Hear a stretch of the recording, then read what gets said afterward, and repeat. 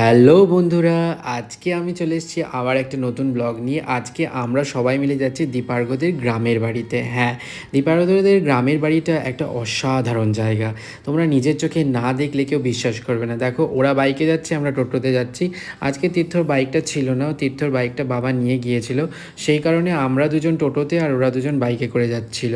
Main road থেকে ওদের বাড়িটা একটু ভিতরে, তাই আমাদের যেতে একটু অসুবিধা হয়েছিল। গ্রামের বাড়িটা কতটা জায়গা জুড়ে, বাড়ি ঢুকতে না ঢুকতেই দেখছি মৌসুম্বি, বাতাবি লেবু, কাঁঠাল, সজনে গাছ, আম গাছ, লিচু গাছ, জাম গাছ, পেঁপে গাছ, মানে গাছেই ভর্তি। এটা ওদের গ্রামের বাড়ি। এখানে ওরা এখন কেউ থাকে না, শুধুমাত্র ঠাকুমা, দাদু আর পিসি থাকে। বাকি ওর বাবা, ওর মা, ওরা সব অন্য জায়গায় থাকে, ওর কাকারা অন্য জায়গায় থাকে। তো এখানে এসেই ঠাকুমাকে আমরা প্রণাম সেরে ফেলি। ঠাকুমা তো সত্যিই খুব মিষ্টি। ঠাকুমা সারাক্ষণ আমাদের সাথে গল্প করলো, আমাদের পিছন পিছন ঘুরলো, সব কিছু দেখালো। এদিকে ওদের বাড়ির পিছন দিক দিয়ে আমরা গিয়েছিলাম ওদের গ্রামের সব জমি দেখতে।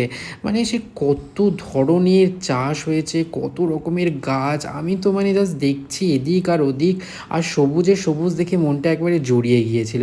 একদিকে লেবু গাছ, একদিকে বাঁশ গাছ, একদিকে আম গাছ, মানে কত রকমের গাছ। তারপরে বড় বড় পুকুর, ওদের চাষের জমিও আছে, আম বাগান আছে, তারপরে পাট সেকের ক্ষেত আছে, কাঁকরোল চাষ করেছে, পটল চাষ করেছে, লেবু চাষ হয়েছে, কত রকমের জমি।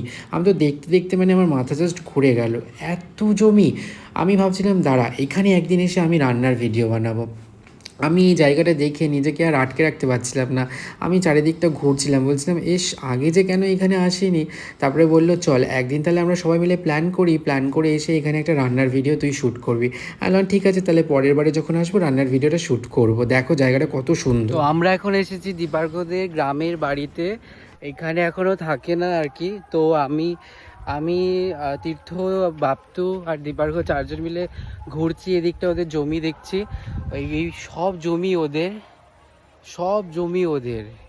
কি দারুণ জায়গাটা, খুবই সুন্দর একটা জায়গা। মানে এখানে এখন পটল চাষ হচ্ছে, এদিকে কাঁকরোল চাষ হয়েছে, তারপরে পাট শাক, পাট ক্ষেত আছে, এই যে পাট ক্ষেত এখানে। উফ ওয়াও, কি দারুণ জায়গাটা, জাস্ট অসাধারণ। এই দেখো এখানে পটল চাষ হয়েছে, এখানে কত সুন্দর, দারুণ লাগছে এটা দেখতে। এই পাট ক্ষেতের মধ্যে দিয়ে আমার যেতে ভয়ও লাগছিল, কারণ পাট ক্ষেতে আমি ছোটো থেকেই শুনে এসেছি নাকি সাপ থাকে। আমার সত্যিই বিশাল ভয় লাগছিল, তাও ওরা সাহস করে আমাকে ওই পাট ক্ষেতের মধ্যে দিয়ে এখানে বাঁশবাগান নিয়ে এসেছে। এই পুরো বাঁশবাগানটা ওদের। এই বাঁশবাগান পেরিয়ে ওদের একটা আম বাগান আছে, সেখানে আমরা যেতে পারলাম না, কারণ একটু অন্ধকার অন্ধকার হয়ে আসছিল, তাই আমরা আর গেলাম না। এটা হচ্ছে বাঁশের কচি অংশটা। এইটা হচ্ছে অনেকেই এর ভিতর থেকে বার করি ওই ব্যাপারটা, সেটা হচ্ছে যে ওটা খাওয়ায়, মানে মাখিয়ে খায় লিটারেলি। আর এটা হাত দিলে নাকি হাতটা খুব চুলকায়। তো আমি হাত দিচ্ছি না, কিন্তু তোমরা দেখো অনেকেই হয়তো খেয়েছো। কারা কারা এটা খেয়েছো মাখিয়ে আমাকে কমেন্টে অবশ্যই জানিও। আমি এদিকে জমিতে কাঁকরোল দেখে নিজেকে আর লোভ সামলাতে পারলাম না, তাই এখান থেকে গোটা কাঁকরোল ছিঁড়েই ফেললাম। আমি ভেবেছিলাম এখান থেকে কাঁকরোলগুলো ছিঁড়ে নিয়ে গিয়ে বাড়িতে একটা কাঁকরোলের ভিডিও বানাবো। আমার মাথায় একটা নতুন রেসিপির আইডিয়া এসেছিলো, তো সেটাই বানাবো ভেবেছিলাম। তো তারপরে আমরা চলে গেলাম বাড়িতে। বাড়িতে যাওয়ার সাথে সাথে আমাদের জন্য এখানে ঠাকুমা পায়েস আর আম কেটে দিয়েছিল। আমরা সেটা খেলাম পেট ভরে। তারপরে সন্ধে হয়ে গেল। সন্ধে হওয়ার সাথে সাথে দেখো চাঁদটা কত সুন্দর বেরিয়েছে, আর আমরা চলে গেলাম ওদের ওখানে নাম সংকীর্তনে। অ্যাকচুয়ালি যেটার জন্য আমাদের মেন আসা হয়েছিল।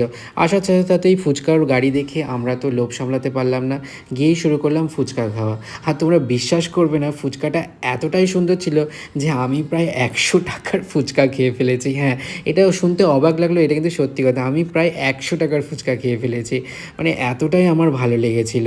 ওরা তো বলছে দাদা আর খাস না, এরপরে কিন্তু আর রাতের খাবার খেতে পারে না। আমি বলছি দাঁড়া, তো এত ভালো ফুচকা পেয়েছি, না খেলে হয়? আর কবে পাবো, কবে আসবো কে জানে। আমি আগে ফুচকা খাবো, তারপরে দেখা যাবে। তারপরে ওখানে নাম সংকীর্তনের একটু দেখলাম। এখানে দেখো সবাই কত সুন্দর মজা করছে, নাচ করছে। আমার সত্যি দেখে খুব ভাল লাগলো। গ্রাম বাংলায় গিয়ে এইসব দেখতে আমার সত্যিই ভীষণ ভালো লাগে, কারণ এই যে একসাথে এই 3টে দিন ওরা সবাই মিলে এইভাবে মজা করবে, দুপুরের খাওয়া থেকে সকালের খাওয়া থেকে রাতের খাওয়া এক জায়গায় সবাই মিলে খাবে, মানে পুরো গ্রাম জুড়ে খাওয়াটা হবে। আর খাবারের কোয়ালিটিও সত্যি অসাধারণ। তারপরে আমরা একটু আবার চারিদিকটা ঘুরলাম, ঘুরে টুরে নিলাম, কারণ এখানে তখনও তীর্থঙ্কর এসে পৌঁছায়নি, কারণ তীর্থঙ্কর আমাদেরকে ছেড়ে দিয়ে আবারও চলে গিয়েছিল পড়াতে। তারপরে তীর্থ আসার পরে আমরা এখানে পাঁপড় খেলাম। পাঁপড়টা 5 টাকা করে নিয়েছিল, পাঁপড়টা একটু ঠান্ডা হয়ে গিয়েছিল, কিন্তু পাঁপড়টা খেতে ভালোও লাগছিল। এখানে আমরা দাঁড়িয়ে দাঁড়িয়ে 3 জন মিলে পাঁপড় খাচ্ছিলাম আর কীর্তন শুনছিলাম, আমাদের বেশ ভালো লাগছিল। আর সত্যি কথা বলতে পূর্ণিমার দিনে এরকম একটা ওয়েদার, আর তার মধ্যে গ্রামের মধ্যে গিয়েছি, এইসব এক্সপিরিয়েন্স না করলে আর কী করলাম বলো। শহরে এত বড় বড় বিল্ডিংয়ের মধ্যে থেকে আর নিজেদেরকে ভালো লাগছে না। তারপরে চলে গেলাম আমরা খাবার খেতে গিয়ে দেখি এ তো মস্ত লাইন আর এ তো মস্ত ভিড়, কী করবো বুঝতে পারলাম না। তারপরে দীপার ঘোড়া যেহেতু ওখানকার একটু নামি দামি লোক, তাই আমাদেরকে সবাই জায়গা করে দিল। আমরা সবাই বসে পড়লাম, বসে পড়ার সাথে সাথেই পাতা দিয়ে দিল। আর সত্যি কথা বলতে আমার এইভাবে বসে খেতে যে কী ভালো লাগে তোমাদেরকে কী আর বলবো। তারপরে ভাত দিল, ডাল দিল, এত টেস্ট খাবারের, উফ! মানে আমি ভাবছিলাম আমি যদি 100 টাকার ফুচকা না খেতাম, আমি মানে এখানেই পুরো ভাতটাই শেষ করে ফেলতাম। তারপরে একটা সবজি দিল, সবজিটার তো আলাদাই টেস্ট ছিল। তারপরে শুনলাম নাকি আবার ফ্রাইড রাইস আর পানিরের তরকারি হচ্ছে। ভাবা যায় এত আইটেম কী করে খাবো। তো পানির আসার সাথে সাথে, ফ্রাইড রাইস আসার সাথে সাথে আমার খুব একটা ভালো না লাগলেও, কারণ আমি ডাল ভাত খেতেই পছন্দ করি, কিন্তু বিশ্বাস করো পানির আলু আর ফ্রাইড রাইসটা অসাধারণ খেতে হয়েছিল। মানে আমি এগুলোকে মিস করতে চাই না, এই জন্যই আমি ছুটে ছুটে চলে যাই। যখনই আমাকে দীপার্ঘ একবার বলেছিল দাদা আজকে আমাদের বাড়ি যাবি, মানে গ্রামের বাড়িতে, সেখানে কিন্তু কীর্তন হবে আর রাতের বেলায় খাওয়া দাওয়া হবে। কেমন হয়েছে খেতে?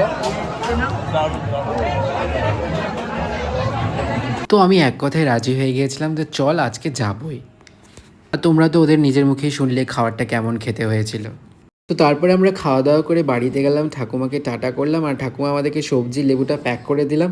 তারপরে আমরা দুজন ভ্যানে উঠে গেলাম। ওখানে একটা কাকু ছিল, সে আমাদেরকে বললো ঠিক আছে তোমাদেরকে ছেড়ে দেবো। আর সত্যি কাকুটা খুব ভালোও ছিল। আর ওরা দুজন মিলে আমাদেরকে পিছন দিয়ে এইভাবে লাইট মারতে মারতে বাইকে করে আসছিল, আর দীপার্ঘ আমার ভিডিও নিচ্ছিল। বেশ মজা হলো আজকের দিনটা। আর আমি এইদিকে বেশ কমফোর্টভাবে জুতো টুতো খুলে বাবুন হয়ে বসে গেলাম টলির উপরে, মানে ভ্যানের উপরে। তো চলো দেখা হচ্ছে পরের ব্লগে, আজকের জন্য টাটা।